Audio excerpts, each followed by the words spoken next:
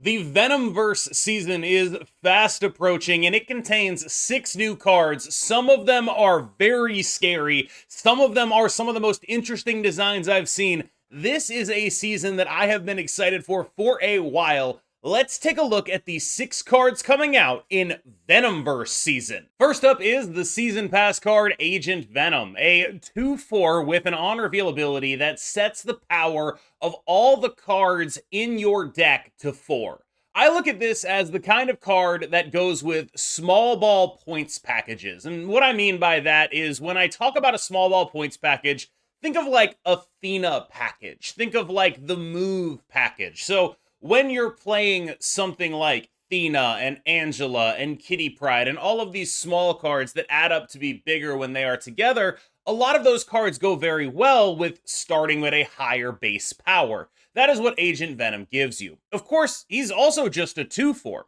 I think one real application of this card will be in a move shell, something like Madam Web at 2/4, something like Aranya at 1/4, Human Torch at 1/4, Dagger at 2/4, Vulture getting a little bit of a buff. That whole package benefits from including this card as well.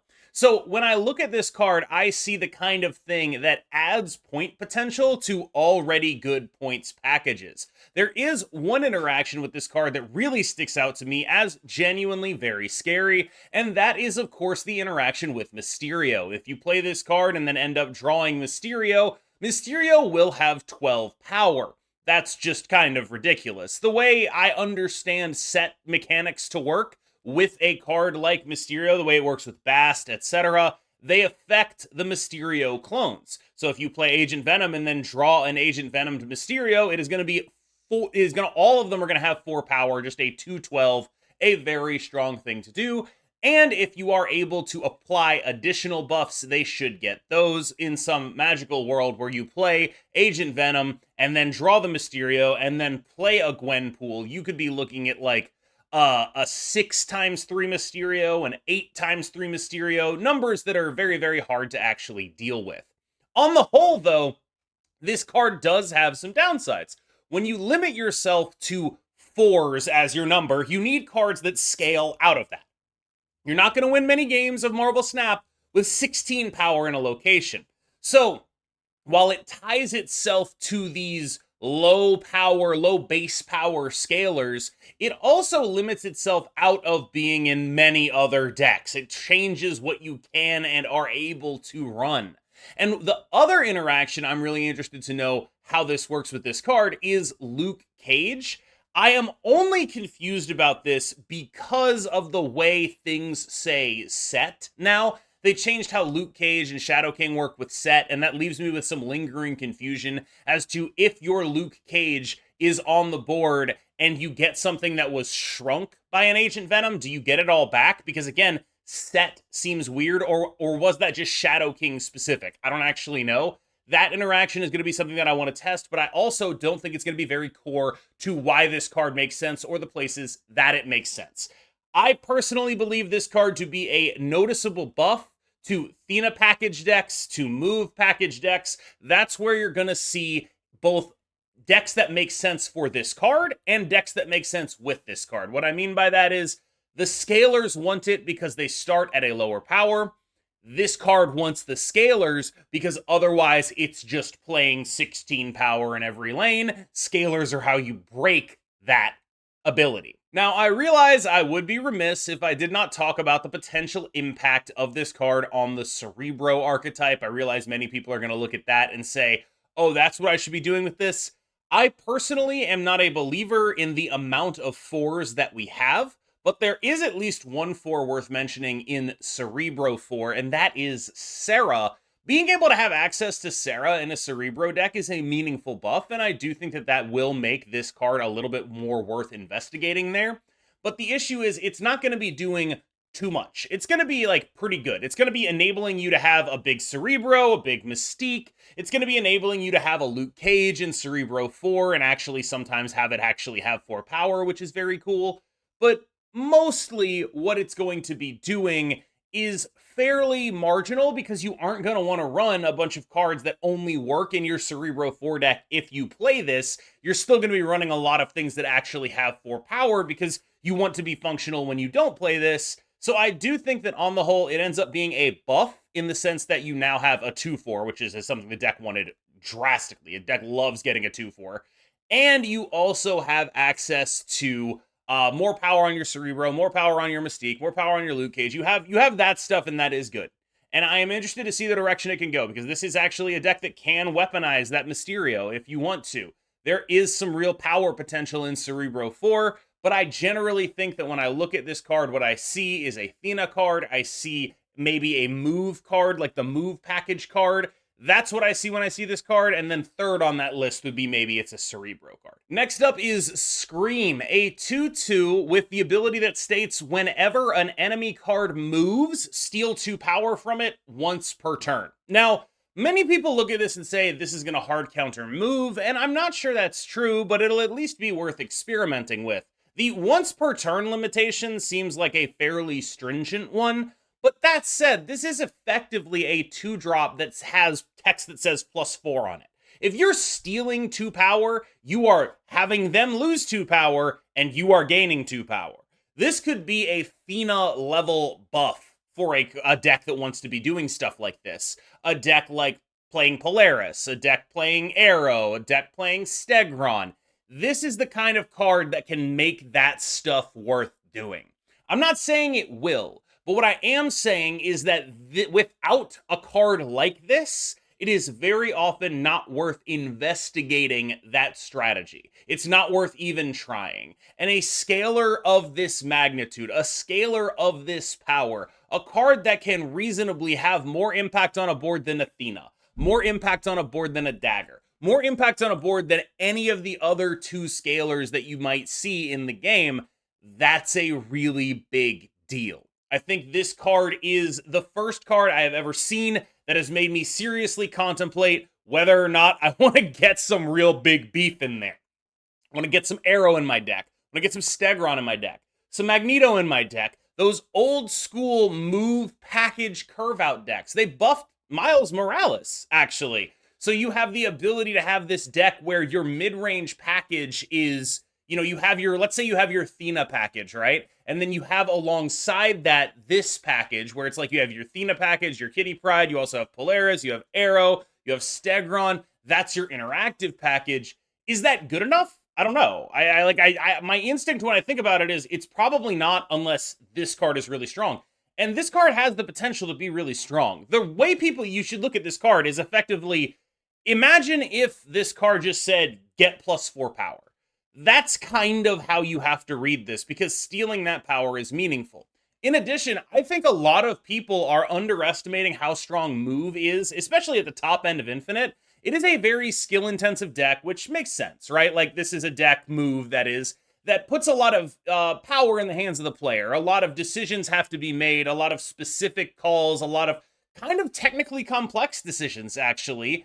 And I think that means that lower on the ladder, Move's not amazing. Higher on the ladder, a counter to it might actually be kind of welcome by the time this card comes out. Scream is an interesting card, a powerful card, and the first card ever to make me say that I actually think I might want to be playing Polaris as my 3-drop first option, which has not happened in, I want to say, like a year and a half. It's just not been a thing ever since they've made all these other better 3s.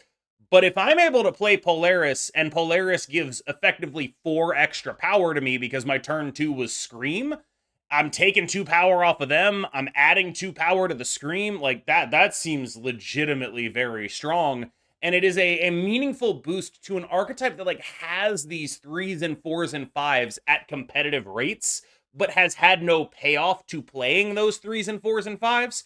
And now it actually has a setup and a payoff in the form of Scream. I think that this is a really cool design space for them to explore, and this is one of the cards I'm the most excited for this season. Here's the issue. I worry that it might not be able to compete on numbers with stuff like Agent Venom and Scalars, or with something like Hela, for example. You are playing a deck like this, it is like a purely mid-range conception, right? If you're doing this like small ball +4 or whatever, like, that's awesome, right? But what if they played an Agent Venom and they got like effectively +15 out of that? They play a Mysterio that's like +8 on just the Mysterio alone. Are you going to be able to keep up with that? Are you going to be able to keep up with Athena Agent Venom? Are you going to be able to keep up with a Dagger even if it's been Agent Venomed? I don't know, because it really does seem like Agent Venom is going to give those decks a buffer that almost gets them out of what you'd call scream range, right? Like if my Dagger is starting with 4 extra power, I guess I don't really care that much that you're screaming it. It doesn't really impact me all that negatively. And so if there is a downfall to this card, it'll be because the point output in the game is going to be large and in charge and dangerous. The other place that I think a card like this could see some real success is hybridizing it with a clog strategy. And I realize that's a bit of a cop-out. Hybridizing a lot of stuff with the clog strategy is good, but you hybridize this with a clog strategy, and suddenly you end up with like the ability to like Polaris and Stegron and move your opponent's stuff around to make them clogged. I think that's kind of interesting as well. This is a solid points package, and I wouldn't be surprised to see that kind of hybridization actually happen. I have a question about how this card works, and I feel like that question will determine a lot of how I think about it. This card to me reads as repeat the on-reveal abilities of your other cards here, then destroy them, with them referring to the cards here with on-reveal abilities. Meaning, it's not going to destroy all of the cards at the location, just the ones that get repeated and have an on-reveal ability. And I kind of wonder about that, because when I look at this card, I'm going to be honest with you, I don't really see it. This is a card where the text on the card is really cool, but I can't figure out what it is that I'm actually trying to do with this. What am I going to be able to do with this that I can't more effectively do with something else? And I think Symbiote Spider-Man is a little bit instructive to me in this way, because Symbiote Spider-Man has a fairly similar piece of text where it's like what you're actually doing with this card is like doubling a Rocket Raccoon, doubling a Sage, doubling whatever, right? Or fusing it onto like a Nimrod. And I feel like that has not really made a difference in the metagame. And this at 4/7, I feel personally like this card is closer to the Grandmaster, closer to Symbiote Spider-Man, closer to that archetype of cards than it is to something else. But it's entirely possible that I'm just missing something awesome to do with this card. It's just whenever I think about duplicating stuff, whenever I think about the way in which I'd like to use a card like this, a lot of it involves that stuff staying on the board. Now, what this can be is like cheaper Odin on turn 6, and maybe there's something to that, where it's like instead of having to play Odin in my Odin deck, I now have Misery and it's like chill, but you lose access to like those Wong into Sage into Odin lines where it's like I actually can win this line, because if you repeat the Sage, then suddenly, well, the Sage dies, so you don't actually get any of that text. And I think this card, like, I think it can make sense, but I struggle to find a place where I am enthused about it the way that many of the other cards in this season. I can see it. I get it. I understand what I'm supposed to do with this card. This one, I get what I'm supposed to do, but what I'm supposed to do has very rarely been metagame relevant. And so my instinct on this card is that I don't think it'll be very good if it works the way I think it works. And I'm really interested to see what it is that people are excited about, because this is a card that I've seen a lot of people get very excited about. And I really wonder about this kind of thing, because, you know, people got really excited about the Grandmaster, got really excited about Symbiote Spider-Man, they're getting really excited about Misery. Is it possible that maybe just like as holdovers from other card games, people look at something that says you get to double your effects, and they're just like, that has to be good, and it actually just like kind of rarely is? I don't really know, because like when I think about the effect doubling that I like, it's usually not in the same lane as the original effect, right? Like when you think about where is Absorbing Man best used, it's best used very often to copy a Brood in a different lane, or to copy a Silver Surfer or something like that.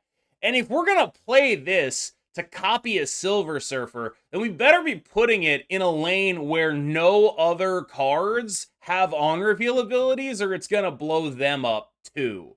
And I guess I just sort of, I don't see it. It's got a very competitive stat line. Like 4/7 is some real big boy numbers on here, but I just can't figure out, in my head at least, what it is that this card is actually supposed to be doing on a regular basis. I'm sure there are a bunch of, like, if you give me like 7 exact cards, I can do something pretty broken with this if you let me just pick the top 7 cards of my deck.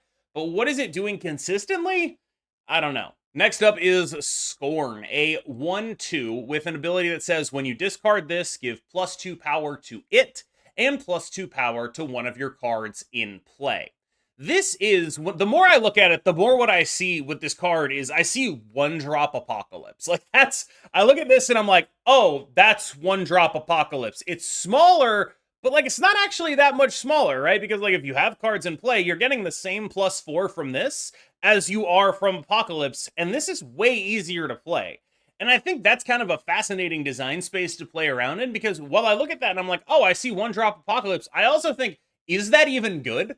Like, how crazy is that? Or I'm just like, is that even good? Is that even like a thing that's worth doing? Where I'm most fascinated by this card is there a world where we can get it into something that isn't pure discard? Is there a world where we're playing like, I don't know, what Goon Knight was, but with this kind of stuff? And the answer, I worry, is no, but maybe we can make it work. We have Swordmaster at a 3/7 discarding this. That's really, really, really big numbers. Maybe we can do something other than just traditional MODOK discard. I think that if this is just a traditional MODOK discard card, it probably is good. Like, I don't want to sit here and be like, that's bad. Having an additional scaler in this way seems really, really useful to have, honestly. Something that can be targeted by both Colleen Wing and the new Swordmaster, dope as hell. There's a lot of really cool things you can do with that. What I'm worried about, though, is like, does this meaningfully boost the traditional discard archetype?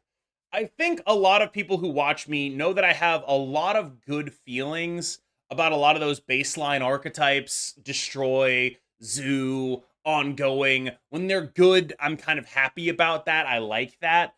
Discard is the one that has the most problematic play pattern for me in terms of lack of relative interactivity with Dracula, although now we have, we have Red Guardian, we can do things about it, but it's not the easiest thing in the world.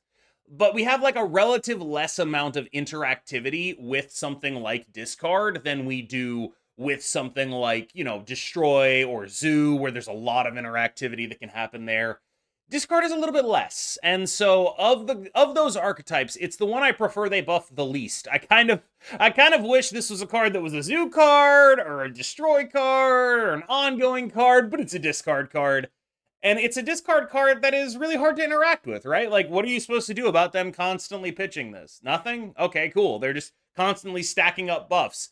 Discard, the reason I have this issue with it is because it is only ever just numbers, right? If discard is the best way to put numbers on the board, people will play it. It hasn't been that in a while, but when it is that, that is the only role it has. It is pure numbers. It is no interaction. When you look at something like, even a bounce deck can play Shadow King and Shang-Chi. It can try to interact with you. It can play cards like US Agent. They can try to interact with you. Discard is only ever numbers because it can't play any cards that try to interact with you, because why would it play any cards that try to interact with you when they're just going to discard them all with MODOK on turn 5 going into turn 6 anyway? There's no real point, right? And so it makes metagames a little bit dry. The same issues I have with Hela, I have with traditional discards, just Hela's been better at doing that for longer, right? There's just been more metas where that happens. This is the kind of card that could make that fear that I have about traditional discard become reality. It's very, very powerful. Like, again, we talked about like how many cards in this group of cards effectively say +4 bonus on them. This card says +4 bonus. Like, that's scary, right? Like, you get +2 on it, you get +2 on something in play. You keep doing that, you're getting +4, +4, +4, +4, +4, +4. And the only thing that will possibly keep a card like this constrained is the fact that it might be too clunky to play in a normal deck that wants to scale with it, but not necessarily overwhelmingly powerful enough to play in a deck that wants to be a normal traditional discard deck, which is just going to always be, here are my points, can you beat my points? Those are the only downsides I can think of to this card. And I really am excited to see if it can make waves in anything other than a traditional discard deck, because this kind of marginal point gain in Marvel Snap is best used as like the backbone or anchor of interactive tools. And what I mean by that is you look at like Athena deck, you look at like whatever those decks look like, those are the points. And then there's always a suite of interactive tools alongside them. This is a card that can be as strong as that if you're discarding it every turn, but I don't think it's going to be consistent enough to be the backbone of a deck like that. I hope that I'm wrong. I hope there's a world that when this card comes out, we're all playing like Dakins and like Dakin mid-range Black Bolt stuff is what's all the rage. That would be awesome. I doubt it, but that's what I want this card to be. Toxin seems like the safest good card in the entire month. Just straight up not going to be a bad card. This is a 2-cost bounce card that gets power for all the stuff you bounce. I don't really know if it's going to be broken. I think Toxin is the kind of card that can be broken without being unfun. And what I mean by that is sort of like Hydra Bob type. Like, it's like numbers are good, but like no one's really mad about it. Toxin is going to be a card like that, where it's just like, wow, this card has just a ton of numbers on it, a ton of utility. It's very good. But people aren't going to feel the same way about Toxin the way they feel about like Leader or Alioth or things like that, because it's not always the card that's visibly ending the game for them. That said, I think this card is going to be a staple. I think this is going to be an incredibly powerful card. I think it's going to be, I mean, obviously it is a bounce card, right? Like, this is the kind of card that doesn't really go in other stuff, right? Maybe you actually want to be playing this as you, like, here's the other thing though. I say it's a bounce card and doesn't really go in other stuff. Sure. We've had metagames where Clog has been prominent enough that people have played Carnage. Is this better than Carnage because it is not that bad when you don't have things to blow up? I don't know. Like, there is a thought process in my mind that's like, maybe this is actually just better than Carnage against Clog because it's less bad when it just randomly shows up. I am not sure about that. But mostly what this card is it's a bounce card, right? Like, this is a card that goes in a deck with Beast, it goes in a deck with Falcon, and it goes in a deck with the Hood. It's a lot of 1-drops. You're making a lot of 1-drops. You're making a lot of points. You're doing a lot of ridiculous stuff. Do you know what else goes in that deck? That's right. It's Agent Venom. So when you look at Agent Venom, and then you look at this, and then you look at the contents of a bounce deck, 3-0 Sage, a bunch of cards like the Hood who are -3 power, Rocket Raccoon at 1 power. You have all of these cards that get massive boosts from it. I can't see how we don't end up playing a lot of bounce this season, basically. We have, of the Agent Venom Toxin group, Mysterio, Angela, Kitty Pryde, Hitmonkey, Sage, all of this stuff, big buffs from Agent Venom. The Hood, Rocket Raccoon, Toxin, I've basically built the deck for you right now. That seems really strong. That just seems like a really strong thing to do. There's going to be a lot of points flying around, a lot of big numbers. It's very scary, and of all the things we've talked about today, Agent Venom Toxin Bounce strikes me as the kind of thing that's going to be around. That's going to be around. We're going to be seeing that one. That's around. That's happening. I don't have any doubt about that. We're going to be seeing that, and I'm already a little bit afraid for how Mirrors will play out, because one person plays their Agent Venom on 2, the other person doesn't. Snap. Oh no, we gotta leave. That's a little scary to me, to be completely honest with you. Like, there's some real fear in my heart for this, because like, I talk about how like large unaccountable points decks are problematic, and I apply this to Hela, and I apply this to Discard, and it applies to Bounce as well, where when one of these decks is so far or so meaningfully big in terms of numbers above the other stuff, I've got some worries. And I don't like especially Bounce in this way, because all of these decks have ways of obviating interaction. Bounce does it by not having a lot of the meaningful points on the board on turn 6. Hela does it same way. Discard does it by just actually being very hard to interact with because of Dracula and stuff like this. But they all sort of have the same fundamental role, which is, I have a lot of points, and you can't do anything about it. And to some degree, that's always going to be what's good in Marvel Snap, right? Like, that's what winning is, right? Being able to say, here is my win condition, and you can't beat it, right? That's winning. But I do think that this is the kind of card that can push Bounce into that Hela range. This combined with Agent Venom can push. Bounce has always been right about here, where it's like, okay, if you work really hard, you can maybe get one lane to 30 and one lane to 20, but it's not the world's most common thing. Whereas with Toxin and Agent Venom, suddenly we're looking at like, I'm fairly certain our total point output goes up by a significant margin in that, where it's like, we're looking at like going from like, I don't know, average output of 55, 60 points a game to average output of like 70 points a game. Like, it feels like there's going to be a meaningful upgrade in that output. And the reason I'm worried about that, those are just made up numbers for the record. The reason I worry about that is because it's about games feeling close, even if they kind of aren't. And when one deck is able to output points on a scale that is just that much greater, it's hard for the games to even feel close, no matter what happens. Anti-Venom. A 4/6 with the ability to set the cost and power of your deck's top card to 0. My number one question is how this works with Luke Cage. We saw Shadow King make it so that does not actually happen. We saw that change happen. Is that Shadow King specific?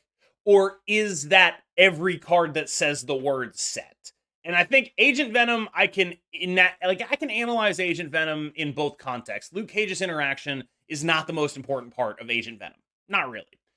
Luke Cage's interaction might be the most important part of this card. Because if you're able to get a 0 anything, and then you can Luke Cage it back up, I know you should be able to Shadow King it back up, but can you Luke Cage it back up? That's just a really big deal. This strikes me as the kind of card that goes in a deck that almost doesn't exist anymore, and I worry might not be able to exist then. A Cersei Annihilus midrange deck, where what you're doing with this card is you're getting a big card with an impact play on it, like an Annihilus that costs 0, for example, and then like you play your Annihilus that costs 0, and then Cersei it into a 6-drop, right? So you don't even need the Luke Cage. That's the kind of stuff that I would expect this card to be doing. One thing that I really do feel a little bit hesitant about is that 4/6 stat line. I think in a post-Wiccan world, this could be a 4/7, basically. This is probably like the same level of like upside downside. Sometimes it doesn't work, sometimes it does, as something like Wiccan, with like a similar level of like, wow, when that happens, it's really, really strong. And if Wiccan was okay to release at 4/7, I don't really know why this guy wouldn't be. One final note on this guy is like, he strikes me as like, yeah, this is a card that feels like the kind of card that goes in a deck that doesn't exist anymore. And I guess I wanted to talk a little bit about what happened to decks like that. Why did decks that were just like these mid-rangey good cards and interaction piles go away, and what really happened to them? And I think the realistic thing that happened to them is they got gone over the top of, and you need very specific interactive tools to survive when Hela is around, like Clog, things like that. And so if you're playing something that isn't that, you're just kind of accepting an L to Clog. Arishem was another deck that was able to just like go over the top of these decks. Like, they're playing all this like good stuff, but they're playing it a turn behind Arishem. And so on average, Arishem ends up being a problem for them as well. And so this is the kind of deck where, the kind of card where it's like, it cries out for a slightly depowered meta. And I worry that when I look at Toxin, when I look at Agent Venom, I don't think we're going to be in a slightly depowered meta. This guy is a good card. Don't get me wrong. He's a good card. But I don't know that he'll ever find the right home. I worry about that for him. This card cries out for some kind of card that restricts your opponent's ability to do ridiculous stuff. It cries out for Old Sandman. It cries out for a good amount of like Annihilus stuff back when we were able to do that. I don't know that that exists right now. I'm really interested to find out. All right, y'all. Thank you so much for making it through that video. I'm going to do something new at the end here. I'm going to name my top 3, the cards that I'm personally most interested in next season. They are Agent Venom. That's the 2/4, not the 4/6. Scream, and Toxin. Those are the 3 cards that I'm the most interested in this season. As always, we're going to be doing a review of the caches coming up next week. This season launches in about a week, so hopefully the cast review will be up right as it launches. I hope you enjoyed making it through that video with me. I hope you enjoyed like watching it as much as I enjoyed making it. These cards all look awesome, like, and I mean that literally. They look awesome. I know there's like an inner 6-year-old in me who's like, "Whoa, Venom, the symbiotes, this is so sick," and it is so sick. That rocks. Especially the last one, Anti-Venom. That's just awesome. That art is so dope. I'm a big fan of that. I really enjoy it. And so shout out to the art team. Hashtag pay artists. Thank you so much for making it through that video. I've been KM Best. You've been phenomenal. And I will see you in the next one.